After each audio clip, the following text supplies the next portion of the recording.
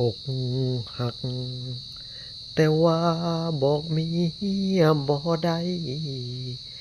นอนลักลีให้เหลือใจเจ้าของแห้งแห้งกินก็คิดฮอดนอนก็คิดฮอดแต่แก้มแดงแดงจังแม่นละคอยเหลือใจแห้งแต่ว่าบอกเมียบ่ได้คิดฮอดแต่น้องทุกเวลาคันสิไปหาก็ย้านว่าเมียนั้นเสียใจขนาดเข้าห้องน้ำเมียยังเอิ้นถามว่าแซดกับไผจังแม่นละข้อยนี่เหลือใจอยากกันใจตายเด้คือไก่ป่า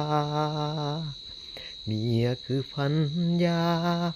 อีลาละคือคนอายหักถ้าเมียหูจักจังแม่นเขาสิชมน้ำหนาสิเฮ็ดจังใดความหักกำลังเข้าตาอายมีพันยาแต่ใจนี่นามันหลงหักเจ้าอกหักแต่ว่าบอกเมียบ่ได้ก็ต้องทำใจ